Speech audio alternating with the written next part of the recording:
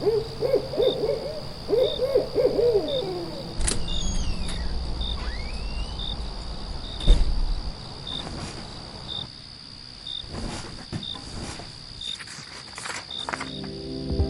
listeners, you're listening to the Midnight Readers podcast. Grab some tea, a midnight snack, and cuddle up in bed as we dive deep into today's most popular fantasies, sci-fi, and mysteries.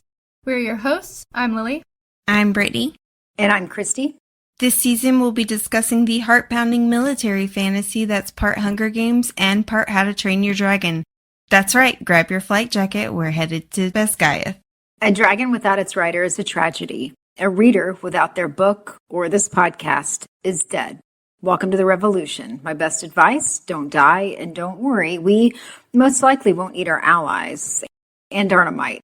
In this episode, we'll be discussing Book 2, Iron Flame, chapters 37 through 50, where the Assembly attempts to raise the wards and fails. The Sorrengails siblings sneak off to Cordyn, and everyone goes on a deadly hike.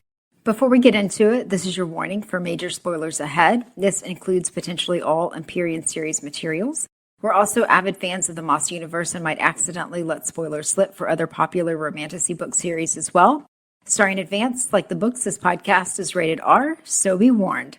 Also, a friendly reminder to please like, subscribe, and follow. You can find us on Instagram, Threads, Facebook, and YouTube. You can also join our growing community on Patreon for bonus content and more. Last we left off, Violet and Xaden had just stolen half the Riders' Quadrant and flown to Eurasia. Now Violet is finally mended from her 5 days of torture and is back in Xaden's bed, where she's having yet another Venom dream. And I have thoughts. So I don't know if I mentioned this in the last episode, but there are some communication questions that I had. And it's both for how are the Venom communicating. When I say Venom, I mean, like, how is Jack communicating with the Venom outside of Beskaya? Mm-hmm. And how are the people communicating? How did Nolan know so quickly, literally minutes after the heist happened, to go get his lemonade and put some elixir in it and have it ready to give to Violet? How was he ready? I mean, it's a good question, but knowing these people, I feel like they could just have that shit ready. Like, they might have it with them. At all times? Yeah, well, I mean, like, they yes. could, like, at least the solution that they could drop in a drink very quickly, and then... Well, Nolan seems like the perfect candidate for the Beskaya Boy Scouts. So I feel like always be ready, you know? Oh my gosh. But it does beg the question of how were they aware of it so quickly? Was it dragon to dragon talking? Because we know that doesn't work over distances. So was it like telephone where, hey, I need you to tell so-and-so so he can tell so-and-so so he can tell so-and-so? I think what we're supposed to think, at least, is that so leadership was notified the second that Arik put his hand into that glass case, right? Mm-hmm. And they had enough time between when Arik put his hand in that case and when all of them retreated out of the library and split up to realize something was going on. Now, how they communicated everything, I don't know. But I feel like it was enough time for them to come find each other. Yeah, but I mean, they were notified in Caldir that something had happened. But you're talking about Venom, though, correct? Well, right now I'm talking about Navarre. How do they communicate with each other from far distances? We know they send correspondence, but this was, like, Markham was in Caldir when he found out that the archives had been heisted. Yeah, but if they're Venom, then they have a collective consciousness, so they would have known that. I don't think they have a collective conscious. They're all connected. That's what it says during the hike, is that they've got a collective like they all know what everyone else knows with their wyvern, not with each other. It sounded like it was. I had thought it was talking more about all of them, like all the Venom have a collective, like what one knows, everybody knows. I also thought that, Christy. That's not how I read it, but I could be wrong. But either way, it's confusing. as far as this dream goes and the venom goes, I think I said it last episode where I think this venom does have the power of dream walking. And maybe that is how they're communicating with each other in Besgaiath. Okay. He got into Jack's dreams. So, maybe. But do you remember, I pulled this up from our text messages when I was reading this section of Iron Flame. Do you remember way back when we were reading Iron Flame for the first time? And at the end of the book, I mentioned, after we had finished the book, Brittany brought up that Yarrow said that there was supposed to be a second signet and that we were already supposed to know. And I was like, oh, it's probably dreamwalking, right? Because that explains the end of the book. And then later, when I was talking to Johan after he had finished the book, he also brought up something that made me think, oh, it's probably dreamwalking. And we both talked about that at length. And then I messaged both of you, and I was like, wouldn't it make more sense if her signet is dreamwalking? And at the time, Brittany, I think, the first time Brittany had a thought, which was, well, it doesn't make sense that her signet is dreamwalking because Andarna was still in the dreamless sleep. And I was like, oh, true, she probably can't channel while she's in the dreamless sleep. And then the second time, it was, Brittany said that, logically, she couldn't communicate through dreams because Andarna was actually awake. And I really don't know what I believe, but I know that whatever we were talking about, it convinced me that she wasn't a dreamwalker, or that, dreamwalking was a thing. I don't know. I don't remember that whole conversation. I do remember when I first read the book, I was convinced as well that it was dreamwalking. And then somebody on the internet pointed out that the first dream she has, Andarna is still in the dreamless sleep, and she's running towards Tairn and Andarna in her dream, and Xaden is not there. So while the end of the book kind of makes us think that she's sharing Xaden's dream, that, somebody was like, well, I think the venom is also visiting her and saying the same things to her that they are saying to Xaden, because why would Xaden dream about Tairn and Andarna? Why wouldn't he dream about running to Sorrengails? Yeah. And I was like, ugh, that makes sense. I guess you're right. Yeah, that does make sense. And it makes sense that the venom is just messing with her brain. And they have all kinds of weird nonsense powers that I cannot explain. But it just reminded me of that because we're reading the second dream at the beginning of this section, and I was like, man, none of this makes sense. I have a picture of the original text messages, but we don't have to talk about them. I just remember being so confused about it. And did we talk about it on our signet episode? Yes, a little bit. Okay, well, I don't remember that, but shit is confusing. But speaking of timeline issues, I also thought it was really weird that, okay, so they take the riders from Besgaiath and fly to Eratia. It's a 12-hour flight to Eratia, or is it 18 hours? Something like that. I don't know. And it's days later that Mira shows up, and she says that Lilith showed up at Samara 12 hours after the escape and tells them everything.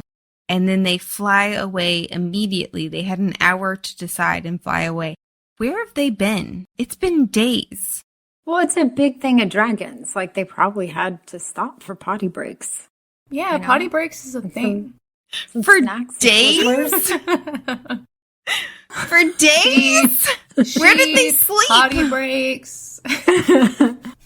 Little dragon sex. Avoiding other wyverns. Avoiding There venom. you go. Yeah. They did duck and weave with the trees. Yeah. Where did they sleep? And again, for days? On their dragons. They slept on their dragons. Mm-hmm. The dragons who, if there you you go. fall off, they will let you fall and die? Well, it sounds like nobody fell off. I don't... Right. Yeah. It was a good time. Yeah. Also, this scene where Mira flies up with I need to see that on a movie screen. That would have been fucking awesome. Like this just massive riot coming in. Yeah. And especially when he takes out, what's her dragon's name? Tyne. Yeah, when he puts his mouth around Tyne's neck. Oh, yeah. Oh, so good. I felt bad for Tyne and Mira. They're like, we're joining your gang. I did, but they weren't sure. And then, he didn't hurt Tyne. It was just, just threatened him. Caution. It was a warning. It's like a cat warning bite when they're like, like leave my butt alone. Yeah. Like, this reminded me, we can take this out, but Rachel was listening to our episode and she said she agreed with Brittany about the width of the parapet, and I got angry all over again. Yes! And I was like, no, Rachel, no, that's so it can't dumb. be a highway that you stroll across. Yeah, literally. I was like, come the fuck on. Okay, we're going to have a thing, another video that we're going to take, and we're going to put Brittany up on a parapet, and we're going to get some massive fans. Yeah. And, yeah. And she has to carry a giant bag of books. Uh-huh. And we're going to, throw water at you and stuff like that, and... you're going to have one shoe on, just one shoe. We'll have a bunch of fans, blowing on her. Sorry. I will say, listening to it, I was sitting there yelling at it again because I was like, I didn't mean for Violet. I meant for Dylan. That's why it bothers me. Dylan practiced for this. He didn't have Jack Barlow behind him. It wasn't raining when he started. Yes, he had wind, but he just kind of slipped off. Are you nailing the guy that slipped off and died? She's saying it should have been easy and he shouldn't have died. No, I don't think it should have been easy. I think it should have been easier. Okay. And I just can't picture his technicalities slipping. Well, I guess we are well rid of dipshit Dylan then. Yeah. If you're too stupid to stay on the parapet. We're weeding out the weak. But anyway, tell Rachel thank you, and I will not. She's my favorite listener. Rachel's gonna walk the parapet too. And yep, Lily and I you are and Rachel screaming. Yep. Favorite listener. Thank you, Rachel. Number one fan. Lily and I were like, we're coming for you, Rachel. Okay. Well, we do get some more of the assembly here as well. They do, after they wake up, they have a little morning blowjob and then go off to see the assembly. Just normal stuff. Yeah. Which, how did I forget this scene, by the way? How did I totally forget the opening blowjob? Because, what the fuck? There are 3 sex scenes in this entire book, and 2 of them are in this section. I totally forgot about it. And also the part where he's like, I want them to hear? How did I forget that? Oh my god. Yeah, see. I was like, damn. I will say this. If somebody were to say that to me in real life, I would shut up. I can't. She's not an exhibitionist, y'all. Nope. And the best part about it is he was bluffing. He was. Which is even better. He's like, you need to put a sound shield up today. Done. It's already done. But I do love that she woke up and she was like, okay, so I need to feel alive. So I'm going to do the thing that makes me feel the most alive. After being tortured. Backtracking just briefly to the dream, I forgot one thing. So there's a line where the Venom says to her, bold choice to move so far from what you perceive as the safety of the wards. What does he mean by that? Well, we find out Jack didn't become a Venom until he was at Basgiath. Until after threshing. We know that much. Maybe it's a dragon. I understand that the wards are not as safe as they thought, but it makes me question, okay, well then what are the wards for? realistically. The wyvern can't exist behind them, and they think that the venom are powerless. They're weaker. They are Yeah. weaker. Jack does say it's harder to channel. It's just But- interesting. Yeah. Mm-hmm. And the griffins can't, the griffin flyers can't channel. Which is, yeah. And which is another weird, it's just, why would the wards, how do the wards work? It really makes me question. Yes. And we will talk more about that when we visit the wardstone later, because I have questions too. Okay. But we finally get to know the names of all the assembly members. There's, Mm-hmm. I always say this wrong, Ulysses? Ulysses, I assume? Ulysses. Yes. That's what I thought it was. So Yeah. whenever discussing the president who shares the same name, I always call him useless because I can't say the actual name. I don't know why. But okay, so there's Ulysses, Kylan, who is Battle Axe. Ulysses. I can't say it. You said I was just going to let it go. All right, I won't say Lily's anything. like, nope. I won't say anything. I won't say anything else. I don't know why. It just won't come out of my mouth.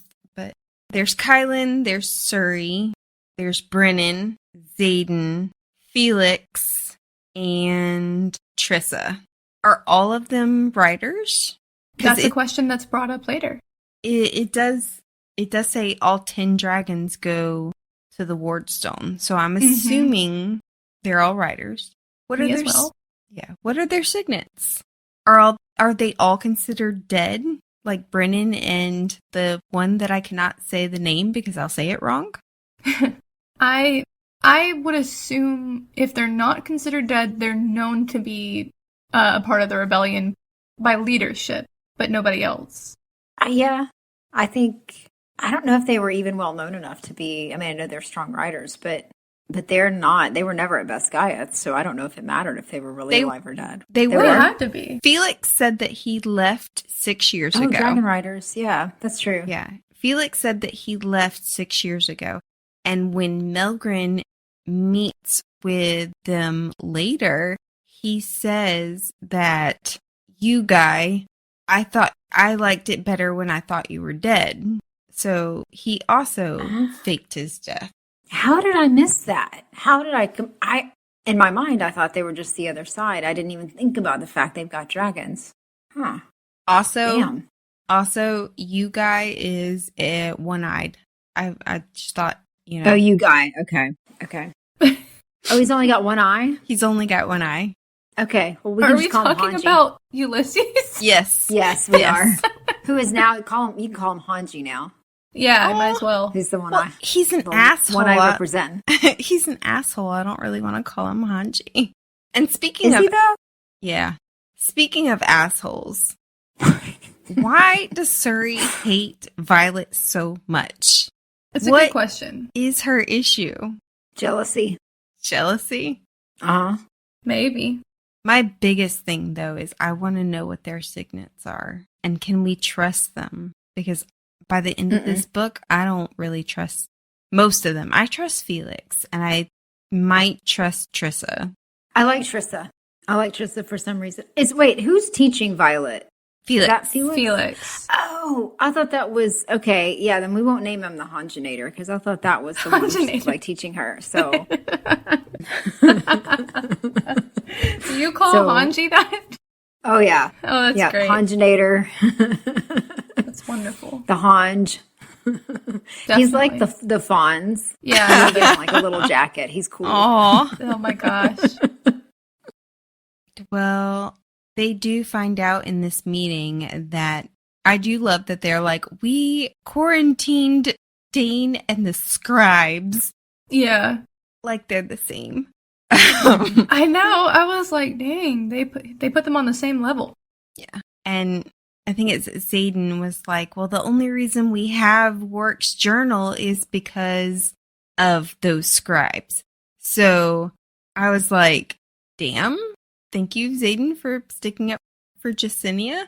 But also, then they were like, we have Work's journal? Like Work of the first 6? And so we know who Warwick is. And there's also, we had at one time, Lyra's journal. Mm-hmm. I wonder who the other of the first 6 are. And if have we met them in a heading, or will we learn more about them? I have questions. How many gods are there?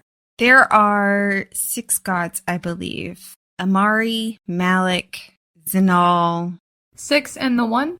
Hedotus, the god of love that I can't pronounce either. It's like I don't. Loil something. Lolil or something like that. Okay. That was the one thing that kind of confused me when they were around the wardstone was they kept saying the 6 and the 1, or she had read the 6 and the 1, but yet they only did the 6. So you're like, well, does nobody bring up the 1?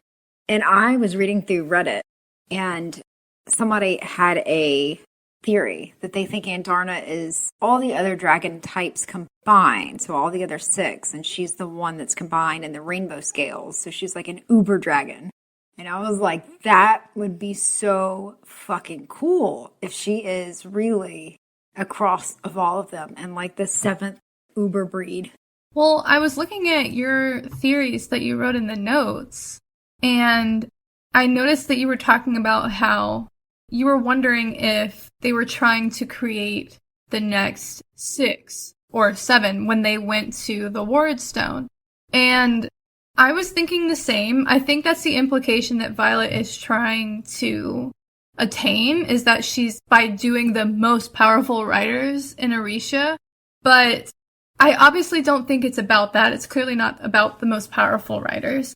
And I think we find that out at the end of the book. But it makes me wonder if there's a correlation between the bloodlines of the dragons, the bloodlines of maybe the 6 or 7 of them that end up at the wardstone, and possibly the gods. So I don't know if it's all connected, but it makes me wonder if it's supposed to be correlated in some way. Like the 6 dragon breeds end up with the 6 people that have rare signets, and that's part of them becoming the new 6, quote unquote, or 7, I guess. That would make sense. And what if, just to go wild with it, what if somehow we find out they were descendants? So it is about the bloodline. So maybe it's the descendants, because when Quinn talks about the family line of the dragons versus the family line of the rider, that you get that family line of dragon, family line of rider mashing up with a certain level of signet. Yeah.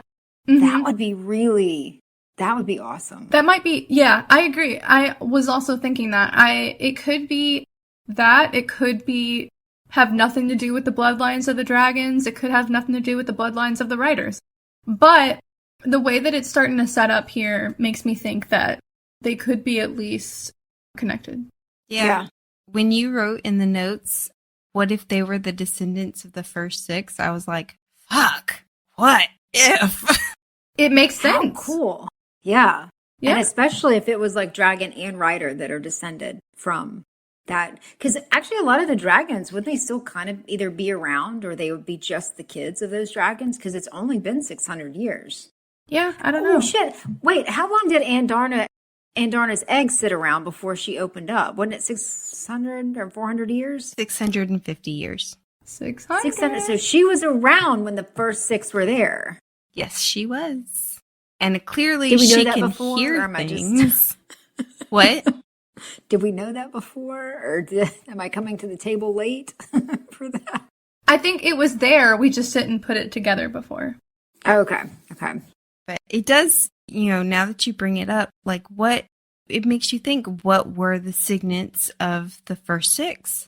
And I also noticed there are 6 provenances, and are they each from a different providence? Because you got Warwick from Lucerys. I had the same thought. Lyra's from Moraine. And we know that Riddick is Moranian, right? I think Isn't it Riddick or is he Lucerish? Sawyer is Lucerish. Sawyer's Lucerish. Okay. I'm not sure where Riddick is from. And the hatchlings, they choose when to come out, right? So like Andarna waited the 650 years. For and her she could have special waited for person. Violet. Yeah, and she waited to hear for the dragons to be talking about the weakling daughter of the general who was poised to take over the scribes. And that's when she decided I can be hatched. Interesting. Which I thought was funny because you know how every kid is like, I never asked to be born. I feel like this is parent Rebecca Yarros being like, the dragons asked to be born. Well, and didn't you say, what, like 4 of their hatchlings have just been born? Mm-hmm. Oh my god, are the other 6 gonna get hatchlings?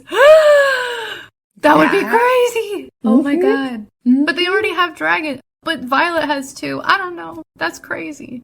What about some of the griffin riders? Like, are there any? Oh, damn. No, they die with their griffins, don't they? Yeah. Does it work both ways? The griffin dies if the rider dies, but does it work the other way? I had the same question. Yeah. I think. Because I would like Marin to be one of the 6. I'm just saying. I think that when the rider dies, the griffin dies, and vice versa. I think. Damn. But did you want to talk about the barons? So that was another thing that I saw in there. And that was when we were looking at the map, I think last week. That was one thing that I felt like there's something there. The way that it looks, they talk about it. Like they talk about it a whole lot if it's not significant in some ways. And it's supposed to be a ruined land. But what if it isn't ruined? What if there is something there that people think it's ruined so they don't go? And this was another theory. This wasn't my theory. It was another theory off of Reddit. That Andarna's breed's hatching grounds lay in the Barrens, and that it was sucked dry of magic by Venin, a new threat that came from a place overseas, where they probably speak the common language. Justinia translates the story. I don't know what that means. With no magic around, the dragons of that breed grew weak, and their eggs couldn't hatch. Andarna's egg was collected and transported to the Vale when the people evacuated the Barrens. And then... Wait, another said back up. Mm-hmm. So Andarna's egg was in the Barrens? That's where she came from. Where her breed hatched from originally was the Barrens, and they transported it out when. I don't know, but that's assuming it was. I guess when they moved them all together. Yeah. And somebody said they have to get her back to the Barrens because I can't remember by the end of this book, is she fully restored? She's all good to go, or is she still struggling? She can fly, just not long distances. Okay, so she still needs some sort of magic restored because somebody else was saying that to restore her magic, they needed to get her back to the Barrens, if that's the case. I'm really loving this theory, by the way. I mean, she's got magic. Her magic isn't necessarily broken. She was born without a muscle. She's just disabled. Represent. I mean... yeah, but if it's something that... But see, I didn't think it was that she was born without the muscle. I thought it was because, and that's why Violet felt responsible, because she used her magic with Violet. She was in the dreamless sleep for too long, which meant her size grew too big and the muscle did not develop. It's like when you have complications with a baby. Like if the baby's born premature, then the baby doesn't fully develop. Yeah. And that's what happened with Andarna. It wasn't It wasn't just that she was in the dreamless sleep for too long. She was in the dreamless sleep because she started doing mature things like magic too early. And then when she went into her process of dreamless sleep, she didn't fully form her wings, was the way that I understood it. Which, to be fair, do we know that she was in the dreamless sleep too long? She is the 7th breed, so maybe that's just normal for her breed. True. I don't know. But I never judged her for that, personally. Yeah. I mean, I feel like... judging her for it. No, I didn't think you were. I was making a joke about how Taryn was like, she's still sleeping. Aw. I felt like it was heartbreaking when she hears Violet saying that she's broken, and she's like, I am not broken. Yeah. I was... Yeah. I mean, I felt that way when I was in college. My friends would be like, oh, she can't have that, or oh, you shouldn't be eating this, or oh, you shouldn't be doing that. I'm like, I'm not broken. I'm not some fragile thing. Yes, I have to take a shot in medicine, but I'm not broken. I'm perfectly normal. I had a potential boyfriend tell me that he wouldn't date me until I was healthy. It's the way people look at you. You get sensitive about it. And I was a preemie, and I was born without a functioning heart, but I'm fine. Really? Yeah, I had open heart surgery when I was a year old. Damn. Oh my God. Yeah, and I got some health issues, but I'm okay. I'm just a little, achy. Both my siblings were preemies by over a month. My older sibling, his lung collapsed. And of course, he's perfectly healthy. Oh, He's like... You're like, damn you. Yeah, I know, right? I was 3 days late. Of course I'm late. yeah, I was early, and I was also really tiny. Like my grandma said, when I was born, I was so small that they would put me in doll clothes because preemie clothes did not fit. So Oh. she had fun dressing me up like a baby doll. Oh. I'm still small. So Andarna and me, twinnies. My thoughts on Andarna, I feel like they made a way for Violet to keep her seat. And she thought she would never fly. Yeah. She would never be able to climb Tarn. And they made accommodations for her. And we have Sawyer at the end of this book losing his leg. I feel like they're going to find a way for Sawyer to continue to be a flyer. 100%. And they're going to find a way for, if she wants to, Andarna to bear a rider. Yeah, I love the representation in these books. We have someone with a chronic illness. We have later sort of an amputee. We got a preemie. We got a they them. We got all these representations. I just love it. Yes. Well, I think too for Andarna, who's to say that she has to fly to bear a rider? Yeah, I mean, I don't know. Yeah, that's what I mean. Like, if she wants it, she should be able to. But other than that, that's her only thing. She should be able to, with physical therapy, fly perfectly fine. I do think she's going to end up flying, but I think if they had something like that, I know with a time-stopping thing, they said all feather tails have something that they can, that form of magic. Something special. Right. Yeah. But what if she could access something that gave that to her and she didn't lose it? That was her own magic, that she could be that one dragon that can just wield on. I don't know. We haven't really seen the dragons wield magic themselves. I was just about to say that. I think you said it before, though. I'm getting it from you. I'm totally stealing it from you. Well, I mean, it was you that said it. She kind of wields at the end. Kind of. She does have this color-changing magic, so she does... I'm assuming she uses magic to change colors. Yeah. But again, I really want to know, what magic do the dragons have? All we see them do is talk to each other, I guess, is the only magic that we've seen them perform. Well, aren't their hatching grounds important for them to access that? I don't know. I know that I found it interesting that when the baby hatches, they say that the magic in the Vale or the valley changed and he turned it back into a hatching ground. And as there are more dragons and gryphons channeling magic, Violet says she feels like there is actually more magic there and it's increasing. Yeah. So, and see, that's my thing, is maybe we will see these dragons being able to wield that kind of magic once they have their own hatching grounds again, because right now they're all sharing. They're all stuffed into one place versus having their own separate that really identifies with them. I don't know. Could be. I don't know. I guess we'll see what happens because I'm sure they're going to go back eventually. We started to talk about this a little bit earlier, but let's talk about the 6 most powerful riders that go to this wardstone.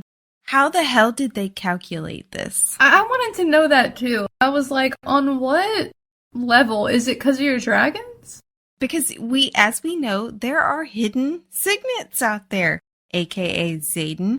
was this in the calculation? Is it Probably just not. is it just signet strength, or is it your dragon's power? Because that would mean that it's not the most 6 powerful riders, it's the most 6 powerful dragons. Yeah, But I yeah. mean, I feel like they had to calculate it with the dragons because that's the only way we know where people are in the hierarchy except for their signets. So, and I mean, their signets come from the dragons. People all fear Cairn. Legendary battle dragon. But So, it has to be the dragons. that also brings up the question of how do they know how powerful the dragons are? Is it the dragons who just say, yeah, I'm more powerful than him? I think the dragons have a hierarchy based on the Empyrean, and that they probably told someone, this is our hierarchy, so the 6 of you are it. That's gotta be it, right? You would think. Yeah, Otherwise, they did this wrong. Yeah. I would think so. And I have said this before, so I'm probably just repeating. I'm sorry. But we also are reminded multiple times that these are not the first. They're just the first that survived. So Yeah. how does that also equal? Because when they talk about a rider dying can kill a dragon, If I mean, the bond I don't is know. strong enough, the only time a dragon dies, and they said that they've only had it happen 3 times in recorded history. If the bond is strong enough, then if the rider dies, it can cause the death of a dragon. But I think what Christy is tapping into, which does make sense, is that the first 6 by being the ones that survive doesn't necessarily mean that they're the strongest. It just means that they're the ones that ended up there. Yeah. Which makes a lot of sense. So it's Although- why would they choose the most powerful? For the wardstone, yeah. I feel like that had to be Warwick being like, yeah, of course I'm the most powerful, so I'm going to say they need the most powerful to do this. Yeah, True. I don't Because know. he's an asshole. Is he? He wanted to keep the wards only for Navarre, which, by the way, I would like to point out that Tyrandor is part of Navarre. Why didn't they activate the wardstone? Yeah, it's a good question. Mm-hmm. I don't know. Yep. But one of the questions I had about the wardstone is, one, the symbols on the stone are similar to the ones in Warwick's journal. But not exact. Not exact.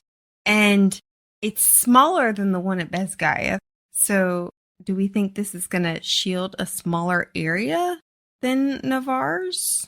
Could it be a different faction of dragons that did it? Maybe just Tyrandor? I don't know. Which would suck for poor Emil, especially since they were doing it so that they could kind of shield poor Emil a little bit. More like they want to shield Horatia too, but... Yeah.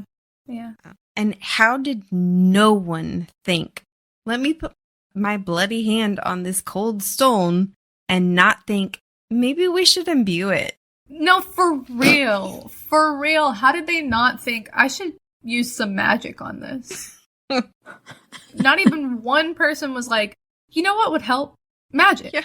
You know these alloy daggers that we've been working on, and they, feel different, but kind of similar, maybe. And this giant rock that someone thinks is iron? Yeah. A metal? Yeah. And what else is metal? Dragon eggs. Mm-hmm. I keep coming back to that. Because that's fucking crazy to me. Magic. It's all in there, and yet So many questions. nothing. Yep.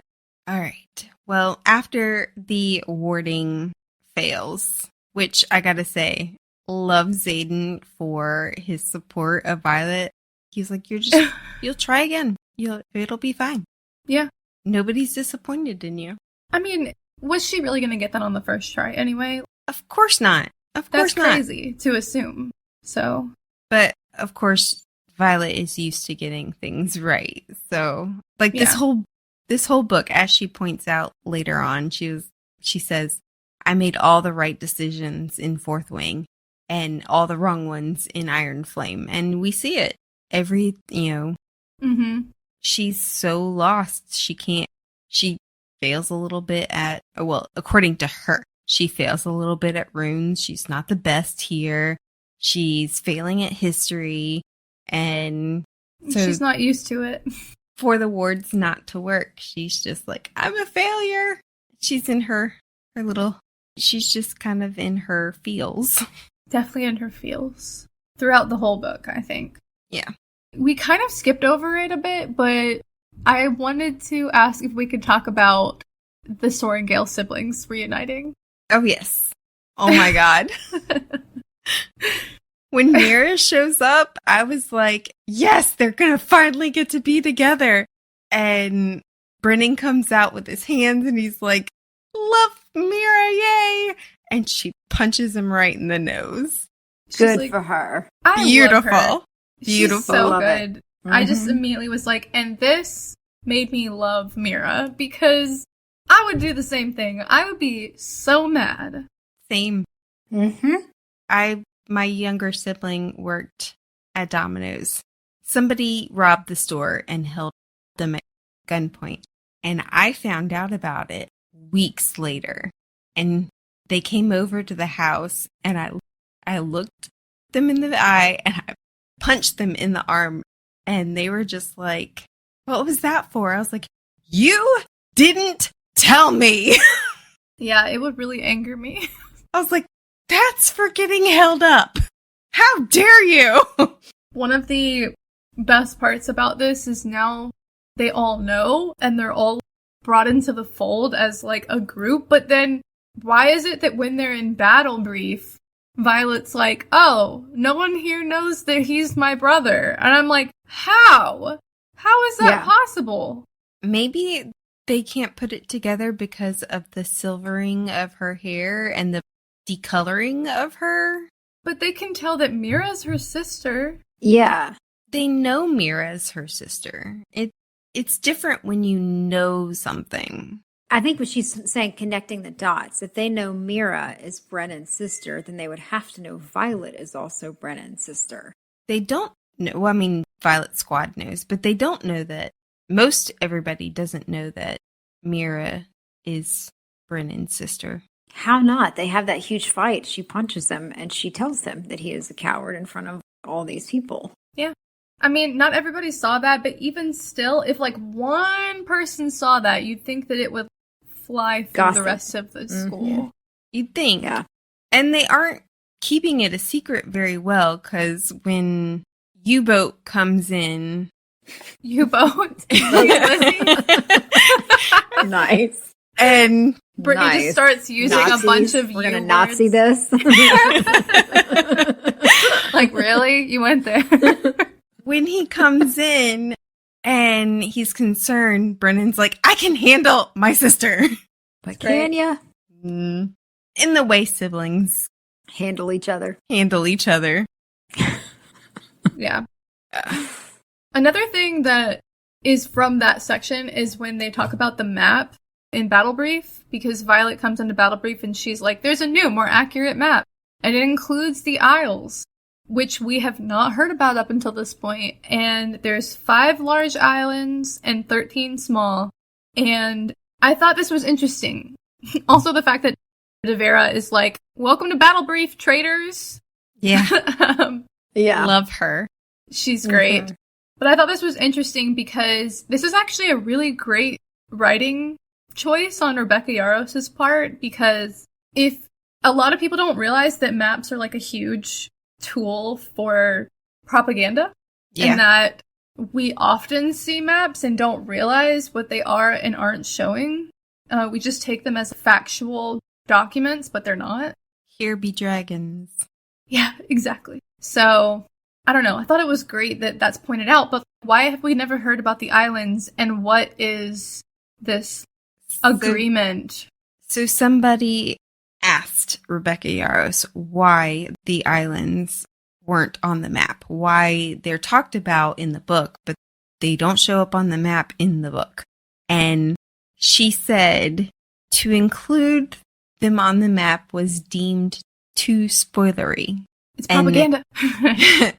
And since Violet didn't see a map with them on there previously, this is Violet's book, so Yeah. we will learn more as Violet learns more.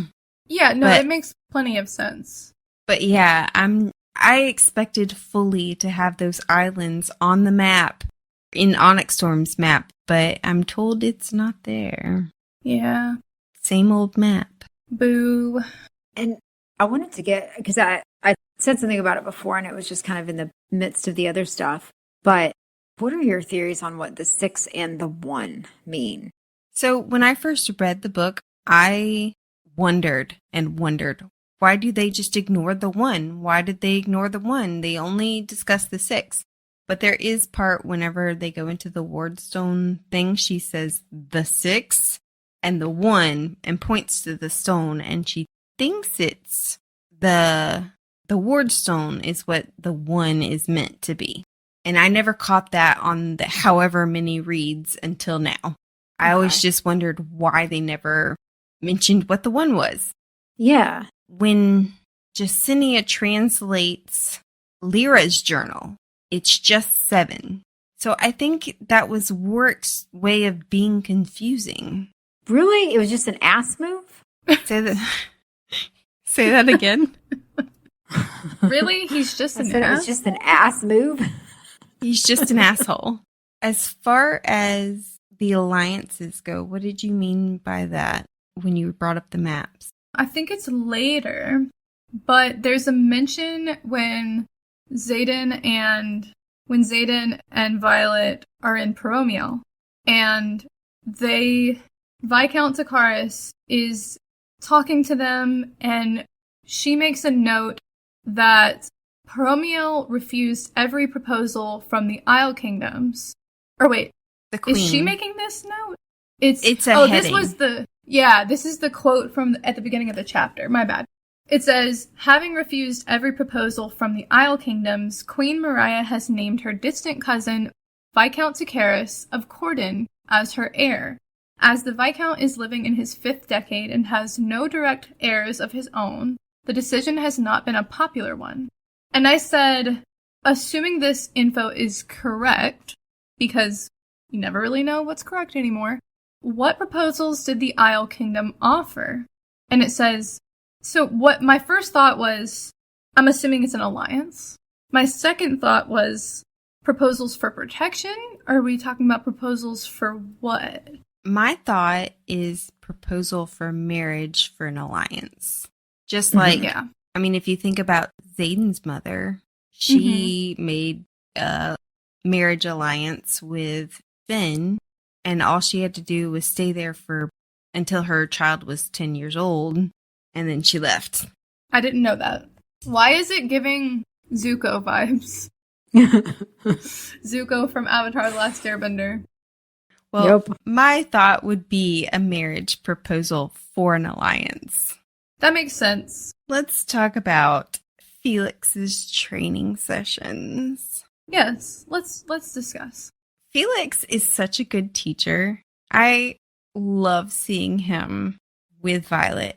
Not only is he a smart ass at her, like, that was good! Really? What the hell was that?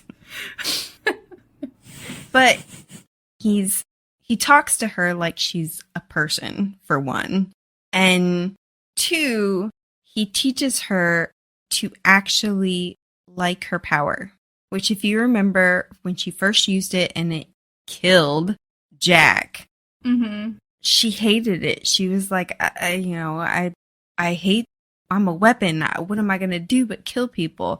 And so she's always kind of had this, I don't want to say fear of it, but she distanced herself from it. Like, I love watching it do it.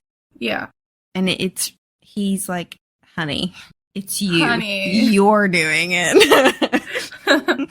Can we maybe talk for a second about how this is the coolest power ever and you don't even want to claim it, is what Felix is saying? Yeah. And first of all, it just shows how shitty of a teacher Carr is. Yeah. He didn't teach her properly. He focused on quantity over quality. And part of me feels like he didn't know how to train her. I don't know. But yeah, Felix says it's probably because he was scared shitless of her. What do y'all think? I don't think he knew what to do with it. I don't know. Because, Brittany, your questions on here, was it on purpose? I don't know. You think Kara was trying to keep her from being powerful? She is their ultimate weapon. You would Only if he can control her, though. And by then, they could probably tell that they could not control her because Xaden had power over her in the very feminist sense of the word. Right. He had Clearly. his body over her. But yeah, it makes me think that Carr didn't teach her properly on purpose. Yeah. And I did like the fact that he does kind of answer that question that Brittany brought up before of if she's actually a lightning wielder or if that was just the form that it took. And he tells her it's raw power, that's just the form that it took, that she creates that power. Yeah. I was thinking along those lines when I was writing my notes and looking at you guys' notes, and I think that is how her signet answers to who she is as a person, which is her need to be able to solve problems, her need to be able to take something and have control over it in a way. Mm-hmm. And by creating something out of nothing, she's molding power, like molding energy around her to make it work for her, which is really interesting. I think that does work for her character. Yeah, I mean, it also helps her protect those that she loves, which is definitely part of her character, as Takaris points out later. Mm-hmm. But I love the talk about energy here, because he says that she is the biggest energy field, that she creates energy, that she is wielding pure power. She uses that energy when using her lightning in that fight with the Venin in Cordyn. She draws it down and it strikes the chest first because the energy was drawn there. And she uses that to later then kill the wyvern and learn to kind of control her power. But I do, there's a lot of talk about energy fields. And I feel like there might be something to this later. Could she power the wardstones? She can imbue. I mean, yeah. I don't see why not. She could probably use a lightning strike to power a wardstone. Or imbue. At this point, Rebecca Yarrow said that we've seen 85% of what her signet can do. So, including Onyx Storm? Including Onyx Storm. Okay. I was expecting in the scene where they're at Peromiel, I was expecting for her to use those daggers as lightning rods, kind of, because okay. So the cool thing about the way that it ends up in the book is that it does lend towards this discussion about energy, right? So that's good. But I was expecting her to be a little smart with it because it's Violet and use those daggers, the metal daggers, and throw them and have them collect the lightning strike. Because, as we know, lightning is drawn to metal or tall things like trees or whatever.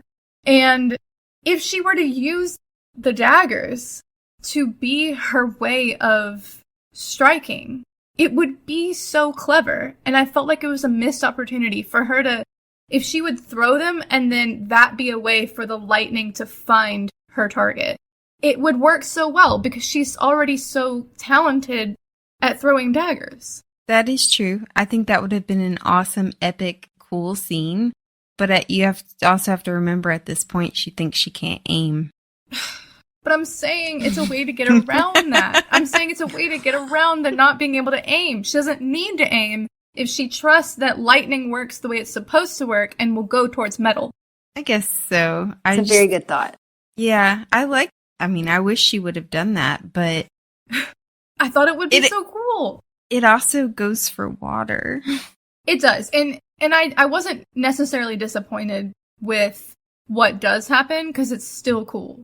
But when I was first reading it, and even when I was reading it this time too, I was like, oh yeah, I really wish this had happened. And I kind of hope that we see it later, like in Onyx Storm or something. That would be because, cool. Well, for me in Onyx Storm, you've read Onyx Storm. Oh, yeah. I've only looked up a couple things. Only a couple things. What else have you looked up? I thought you said that was pretty much it. The second signet was the big thing I think I looked up. I don't think I looked up anything else. But oh, good. I do want to ask about the timing for Taryn. So she is getting attacked. She is calling out to Taryn, and he said, "I'll be there in minutes." Now, why is it that other major flight times can get cut by hours? Because Taryn is bigger, he's badder, he can get there faster. But yet, he is in the same fucking vicinity, and it's going to take him minutes to span that space. That makes absolutely no sense. Depends on how far he is, because he is hunting sheep, and we don't know how far away that is. Even when he was at Basgiath and she was dangling from the turret and Jack saved her, he was flying to her to get to her and said he would have been too late. But see, that doesn't make sense. That should have been a quick, flight, maybe 30 seconds. And I kind of have to agree with Christy here. I agree. I do agree that it's a little off. Yeah. It's kind of like whenever they were going to kill her in her sleep and he couldn't make it in time then too. It does seem to be very convenient of when he can and cannot make it. Yeah. Yeah. He needs to get that ass hustling. It's just for just fucking lazy dragoning. Aww. Just a good plot device. Let's talk about Cordyn real quick. I have a rant about Takaris. But first I want to talk about why are the Venin skipping Cordyn? Most of Krovla has not had a Venin attack. I think. Sorry, I just pointed at you guys. You're good. I think that, I don't know, this is probably like a crack theory, but... Love crack theories. This is a crack theory, we but... love the crack. Oh, I know you love crack, Christy. So, Viscount Takaris is wearing blue, and he wants to collect Violet at all costs. And he happens to have multiple Venin just lying around. And he also happens to have a way to keep them, Suspended, yeah.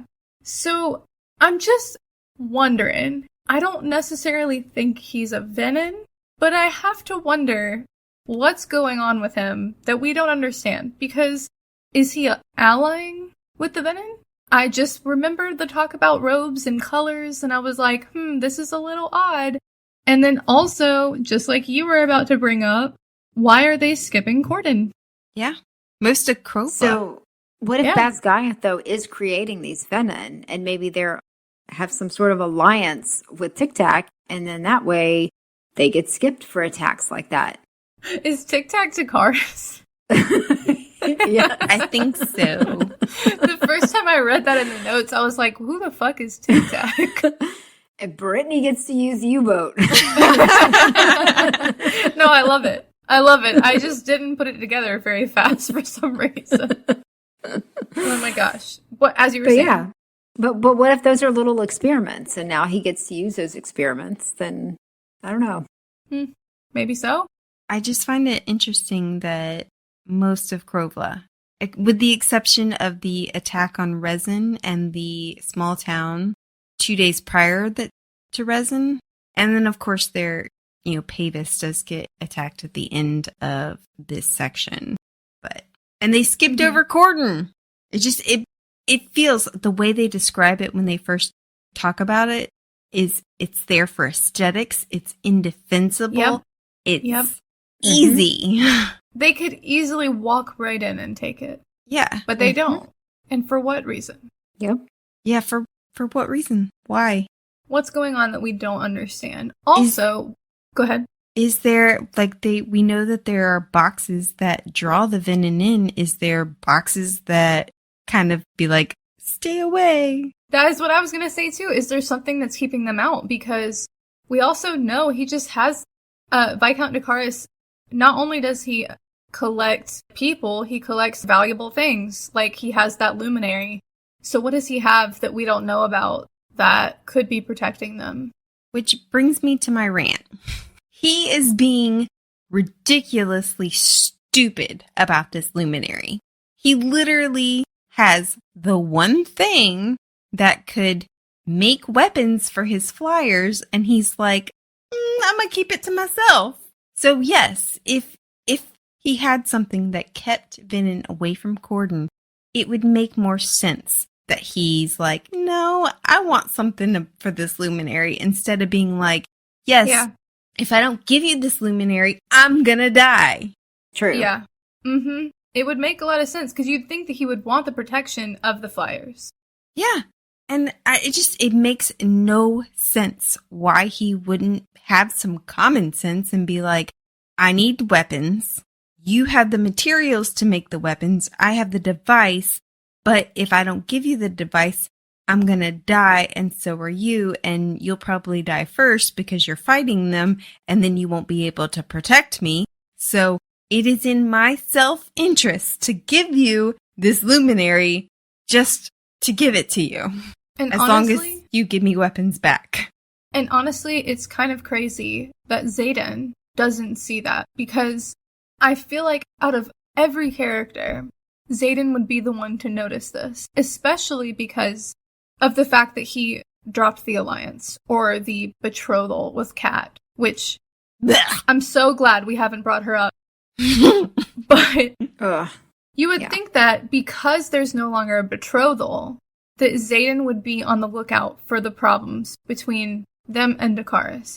And I feel like either one, Xaden is ruled way more by his emotions than we realize, or two, this is just very convenient, because I feel like somebody should have realized this. Yeah. Because I totally agree. Do we have to talk about Cat?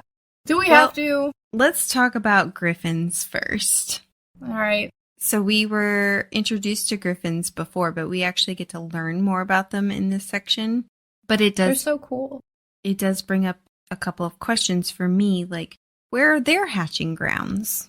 Where did they come from? That's a great question. That's a great question. Part of me wondered, before we had finished Iron Flame way back in the day, part of me wondered if the one was a griffin, because... Yeah, that would have been cool. I mean, you can't just leave them out of everything. I understand that the dragons are, like, big and magical, but it would make sense if the griffins were folded in somehow. I mean, they have their own magic. Yeah. A complete magic, yeah. Oh, that would be awesome. Yeah, I always thought that they were going to be a part of it somehow. And then Marin could be a part of them. Yeah. I like she Marin. She could be the one. I do. Marin and Me Serena are my favorite Griffin riders. Yeah. Marin's reasonable. Traeger can suck a dick. Yeah. Going after Rhea like that. Nobody goes after my girl, Rhiannon. Seriously. But the Griffins channel magic to their riders. They all have lesser magic, same as the dragons. But they also have some of them. We don't know if all of them have it, but some develop more powers that they call mind work. Right. So we know that one of them, at least, is a truth sayer. And another of them, Cat, she can manipulate emotions. Makes me wonder what other powers. I mean, clearly it's all mental stuff, but what other powers can you have? As a mind worker? Yeah. As someone with mind work? I don't know, but I would be afraid of that. I would think that mind work is worse than physical thing. Seriously. Yeah. I already have enough problems controlling my emotions and, overthinking things and being paranoid and spiraling. So, I mean, I don't need somebody enhancing that. Yeah. And I mean, the people who use mind work at Basgaiath are feared. Mm-hmm. It's outlawed if you're an intrinsic, so I feel like the writers should be scared of them. Yeah. I wonder if there are intensics among the Griffin riders. Of course there are. That would make sense. Yeah. One thing I wanted to bring up, though, was Violet kind of points out that the signets and the mind work are very similar when she kind of makes the note that Takaris sees people's greatest desire, which is basically the opposite of what Varish could do to see their greatest weakness. Brings up the question, is Takaris a flyer? And if so, where the fuck is his griffin? That's a good point. I was going to say, well, of course, it'd be dumb to assume that their mind work is not powerful enough to be a signet, but that's not the point you made. The point you made was he must be a flyer, which is a great point that I did not consider. Me either. Is See, this what I mean by there's something going on with that man. Is this oh my god, what if he ends up being a good guy? What if he's a good guy? Oh, no, I can't do Tic-tac as a good guy. No, that would just ruin it. That would make this whole book terrible. But is this an actual power that he has, or is it just like reading people and just... I think it's a power. I think it's like a power. Then again, where the fuck is his griffin?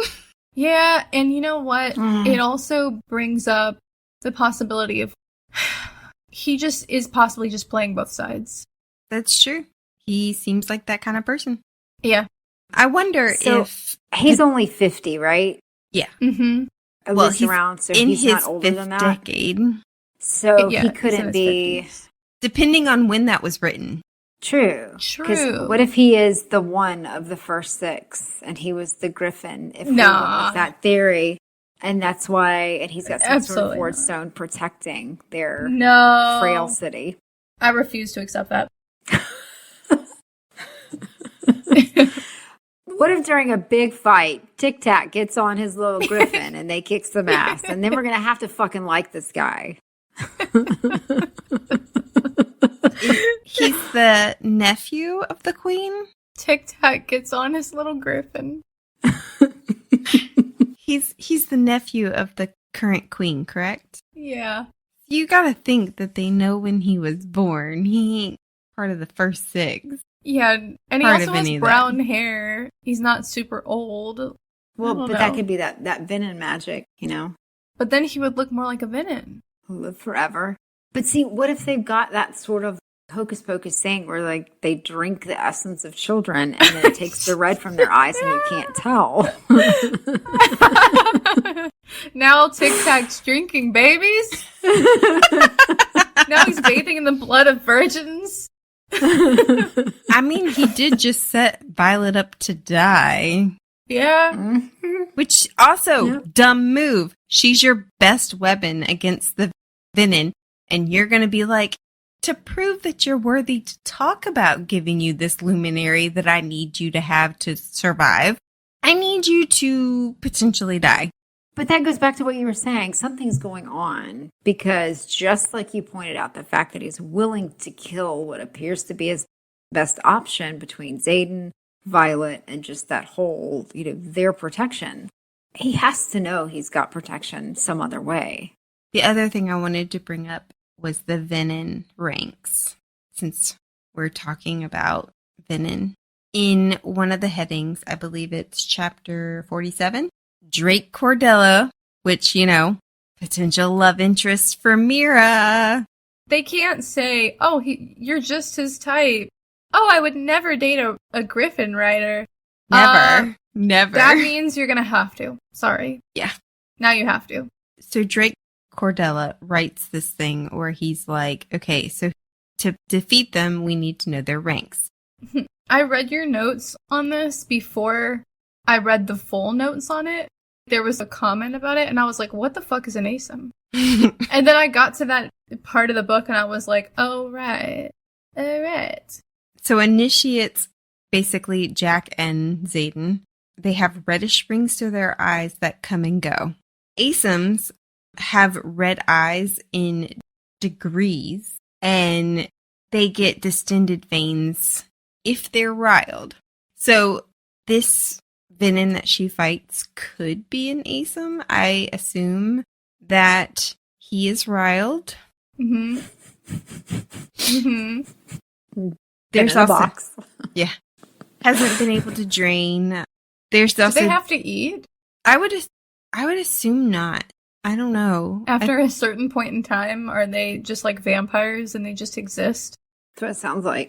I know something that Jack says about them later, Okay. which I could tell you. Nope. But- Nope. Sages are, their eyes are permanently red and their veins are permanently distended and they expand with age. Mavens are their generals and have never been captured for examination. My thought on this, because the one at the end of the book, I don't remember exactly if we get a description of him, but he claims to be a general. Do we know this for certain? I don't know. But it made me think, if we don't know what a maven looks like, what if they go back to being normal looking? Yup. Yep. So they can blend in. Or maybe they just have the power to make themselves look normal. Or they have the power to make themselves look normal, to hide it. Yep. What if Lilith is a maven? Yep. I will say, the one from Violet's dream that they think is a sage says that he's been alive for centuries. So would the mavens have to be a lot longer? Is it based on power? How do you become a general? General Sorrengail. That'd be I mean- crazy.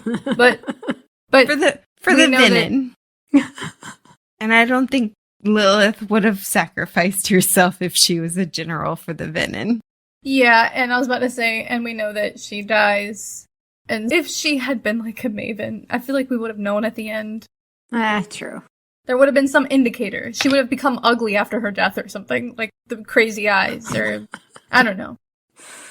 Also, these stones that they quarried from the east of the Dunas River, nobody talks about it, but if they can stop venom power, why haven't they, built a wall of... Seriously. Like the Game of Thrones wall. Yeah. Get all that stone. Yeah. I mean, protect your city. Yeah. Protect your country. Why hasn't Navarre done that? Even though, they're not fighting the venom, but Navarre is all about military use, efficiency, protection. Why haven't they done that? They literally just breezed right over that.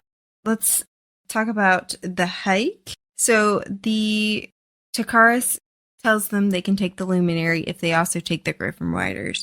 Brennan, Right. I believe it's Brennan, comes up with this belief that the Riders will respect the Griffin Riders if they go on a hike together.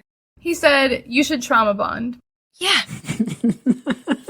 But You know what would help? If you guys almost died together. Or if you watched your friend die together. The thing is that yes, one person dies. It's not that much of a trauma. It's more like of an exhaustive walk. Okay. Watching her die? Hold on. This is just like the parapet thing all over again. Fucking Dylan. I'm sensing a pattern here. Dipshit Dylan and Lazy Llewellyn or whatever her name is. Again, it's not that I don't think the parapet is dangerous, and it's not that I don't think this hike is dangerous. I'm just saying that for them to bond together, it's not enough for that. It's not like all Brittany. I mean, it shows on the page whenever they get to Erasure, they still hate each other to the point that they have to do challenges where they just beat the shit out of each other. And they're like, okay, well, maybe this will work. It is not until they actually go into battle that trauma bonds them. Yeah, I'm not necessarily disagreeing with you there because there is evidence later that they still hate each other. What I'm latching onto is the fact that you're like, Not the trap. you're like, well, it was pointless, and actually... It wasn't pointless. It wasn't that dramatic. For the writer, I mean, yes, again, Luella dies. But they die on a daily basis in this world. Well, okay, hold on.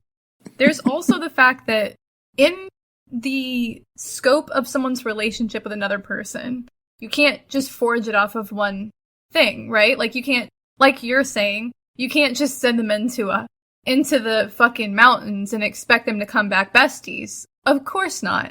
But is it formative for a foundation of trust? Yes. Well, it didn't work. I mean, literally, fucking Cat, makes Cat is a different story. She was going to look for something. She turns the entire group, except for Marin, because Marin's awesome.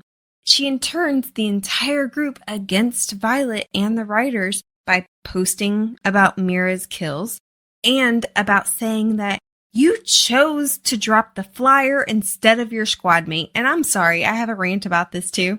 If I were in that situation, not that Violet chose, she didn't. But if I were in that situation, I'm sure as hell gonna choose the person I know, my friend, over some stranger I just met. Yeah, I mean, I agree with that. And Kat would do the same damn thing. And then she's gonna sit there and bitch about Violet, who literally had her arm pulled out of its socket trying to hold Luella up and couldn't help her. Yeah. It's like the in Zodiac Academy, I got so mad every time they said, it's our throne, it's our birthright. No, it fucking wasn't. This is my that. Shut the fuck up about choosing the flyer over the writer. Or the writer over the flyer. But this is what I mean is, like, Cat is standalone an issue. But if Cat had not been there, if Cat were not a variable in this, it would have served as a good foundation for them to work together. And I still think it did, because Marin ends up seeing what happened and vouches for Violet. And I do think that stuff like this is important for them to be able to do together so that they learn to trust one another. I mean, the fighting thing doesn't help. Literally, they said, we're going to force you guys to like one another, so go spar. And it's like, they use that as an opportunity to beat each other. And I don't know. I'm just saying, I get Brennan's idea here. Did it play out the way that we had hoped? No. But I understand. I just think he should have gone more the route of what Serena said. Like, if we don't work together, we're all gonna die. Uh-huh. But I will say, I've seen a lot of, I guess, memes or something. I don't know. There's nothing that bonds people over hating the same person. Yep. And that makes sense. I get it. Why do you think the army is so good at creating units and forming lasting bonds? Yeah. Mm-hmm. Making sure you got your brother's back or your sisters. One identified enemy. They can unite against one thing. Mm-hmm. It is like pack mentality. Yeah, which you would think that these people could bond over the fact that they have a shared enemy. Yeah. Put aside your differences, but, or you're going to die. But, like they say in the book, it does make sense that it's not done overnight. I mean, like, they were fighting each other for years. So. Yeah. Yeah. All right. On to new topics. Runes. Yeah, we gotta discuss that. Yeah, they start a new class, and runes seem to be these little pockets of magic that anybody can use. They have basically infinite amount of purposes as long as you know how to create the right shapes and tie them at the right places, and they can basically do anything. Runes are incredibly overpowered when you think about it. If you know how to use them correctly, they're very dangerous. Yeah. I mean, let's talk about the Rebellion Relic rune just for a minute. Colonel Mari made these. There's 107 of them. They can only be used once, but literally it gives them the power to be hidden from Melgrim. Yeah. And if theories are correct, might even give them a second signet. We don't know. But what else can runes do? There's I will say, we learned the rebellion relics. They talk about a baby being born with one. Mm-hmm. I think because there was a lot of confusion in the fandom of how she was born with it if the dragon didn't give it to her. I think either the mom was holding it if the dad was the traitor when the dad died, or if the mom was the traitor, and they probably put both the parents to death the way they did Liam's. But if the mom was the traitor, she obviously had to be born first. And maybe Liam was misinformed or he lied. Yeah. So when I was editing, I realized that this whole time up until reread, that in my mind, I thought that the rebellion relics were put Coda. on. Yeah, were caused by Coda, which is said in one of the books. In the first book. Yeah. In the first chapter, Mira says it because that's what people believe. Yeah, and that makes sense to people like Mira. But then we read this part, which I had totally forgotten, and it says that it really is kind of confusing because the runes were meant to protect. It's given to the parents of the rebellion, and the children are affected. It's given to the children of the rebellion. Okay. But I thought they all held it in their hand. That's why the runes start at the wrist. Oh, right, because Xaden says that he carried it every day. Okay.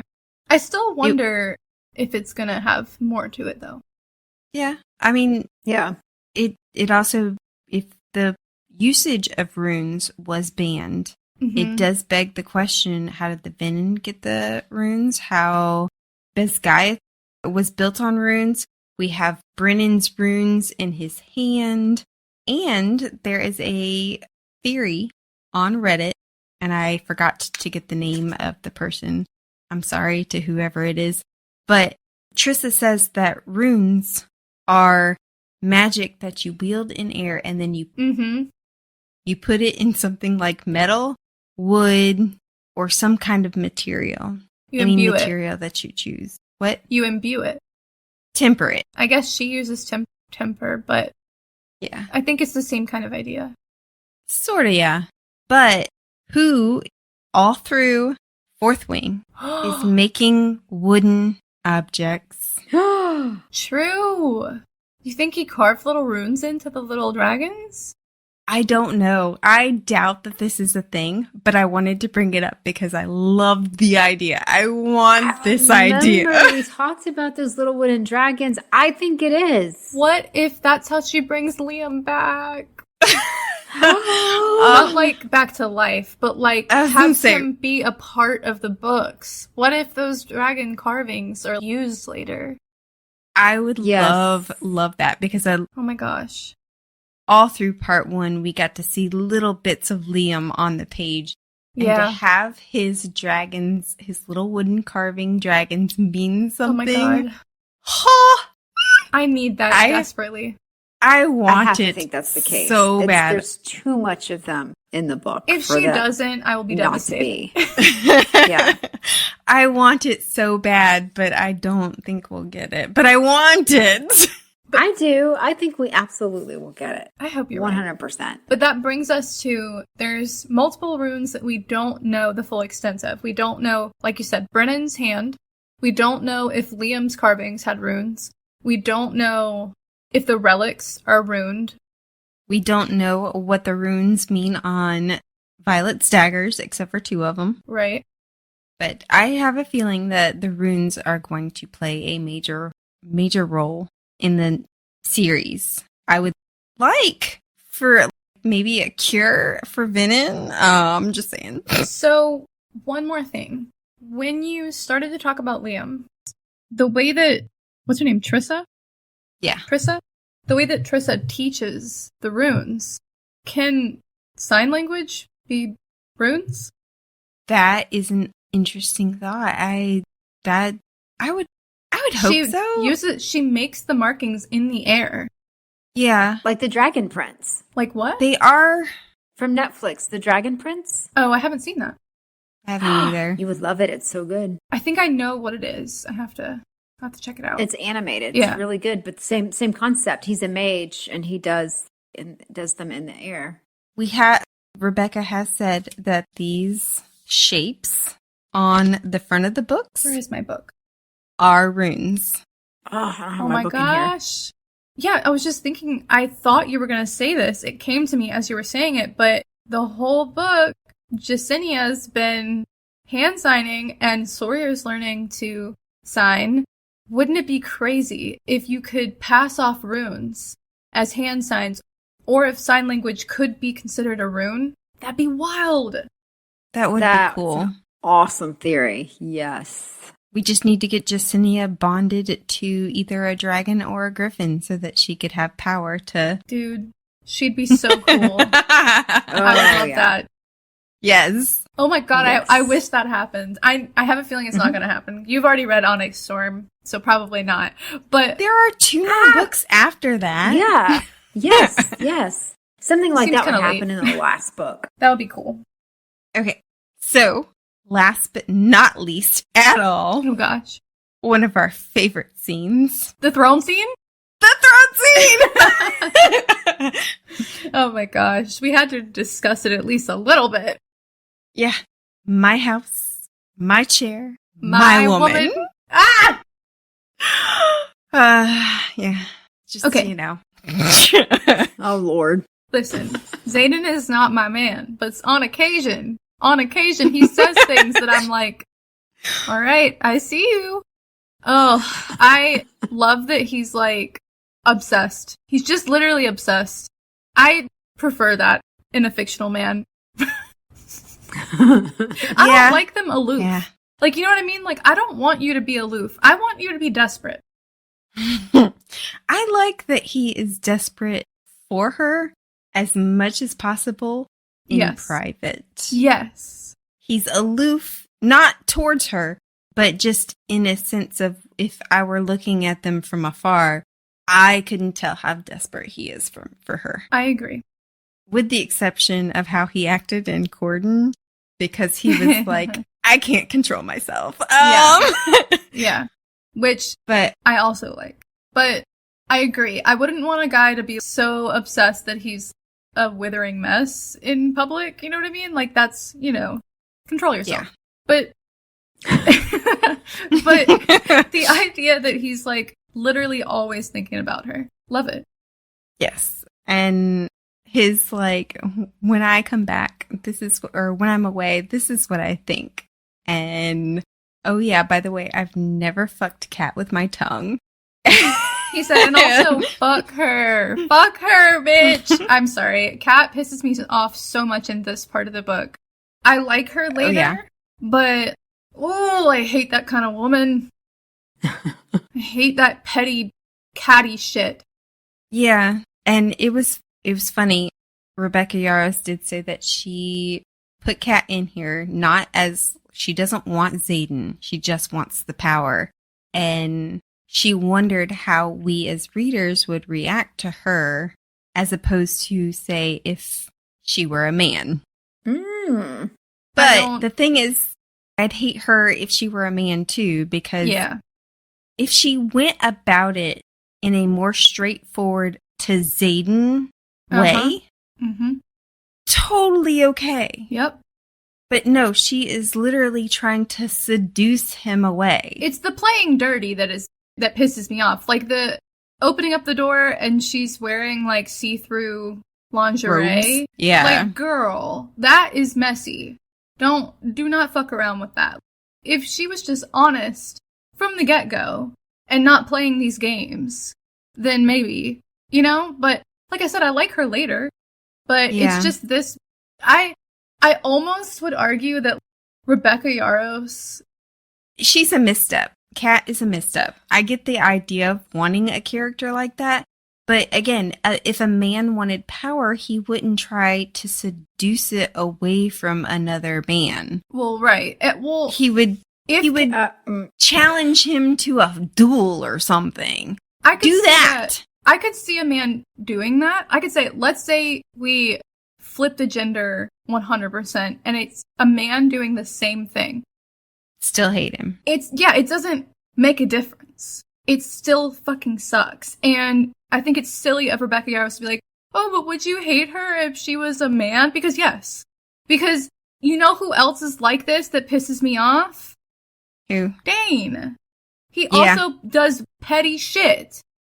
Yeah. It's not necessarily that she's a woman. Yeah, and the thing is that Kat's going after power doesn't come off as going after power. It comes off as, I'm gonna seduce your man away.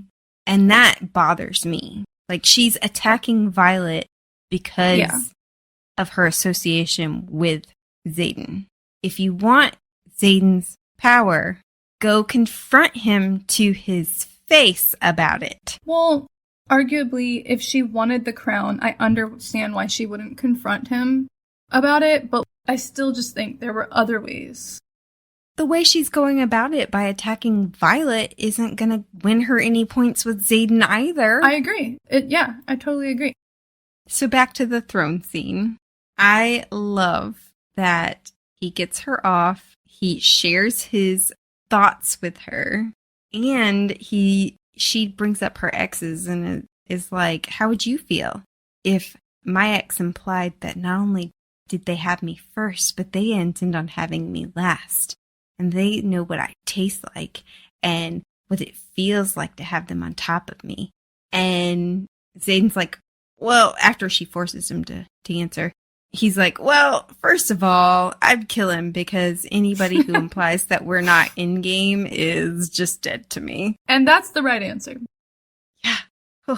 And it also points out that he is already right now thinking of them as in game. Yes. Which I love. Yeah.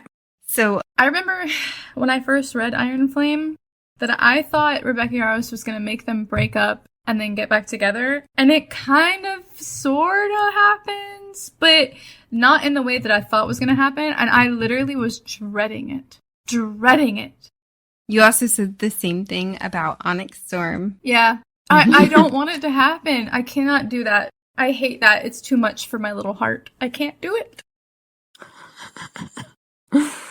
But I do also want to talk about, he gives her some hard truths during this scene as well, where she had all the emotions that Kat just enhanced them. And she has insecurity. And he's like, I don't know why you have this. There was a theory that I know I talked about it with Lily before reading Onyx Storm, right before it came out. I don't know if I talked about it with you, Christy, or if it was on the group chat. But there was a theory that maybe her insecurity, because it comes after she kind of realizes that Xaden is an aristocrat, that maybe one of her exes was an aristocrat. Yeah. And that is why she feels inferior, because that ex, who was an aristocrat, made her feel like she wasn't worthy. Yeah, there's multiple scenes in the books where she points out how Xaden seems to be at home in aristocracy, like Paromial, but she sticks out like a sore thumb.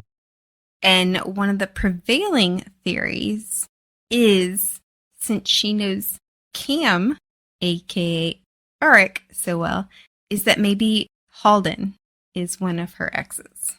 And although he's not in this book, is he?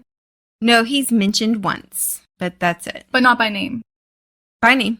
When they're in the heist, she turns to Auric and she says, does Halden know? Yeah. Okay. But I just thought there was no way. That's a good thought, though. I actually think that would make sense. Yeah, it makes a lot of sense to me. Yeah. I just think it's funny that with General Sorrengail and her close relationship with Auric, that she isn't considered aristocrat herself. Well, military is a little different, but yeah.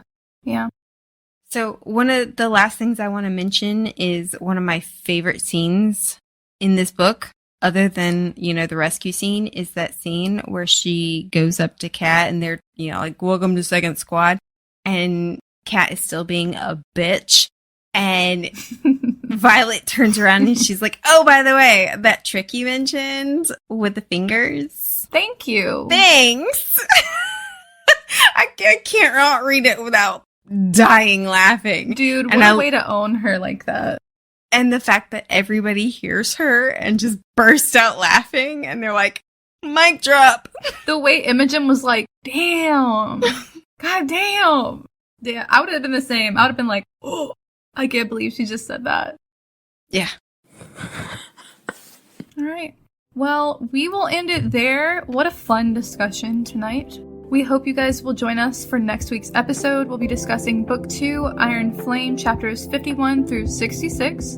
New episodes drop each week, and don't forget to check out last season's discussion on the Zodiac Academy. Please remember to like, subscribe, and follow us on social media. That like and follow are super important for us to continue to bring you new episodes each week, so please, please, please do so. You can also support us by joining our growing community on Patreon. Thank you for listening to the Midnight Raiders podcast. We'll see you next week. Happy reading, listeners. Don't stay up too late.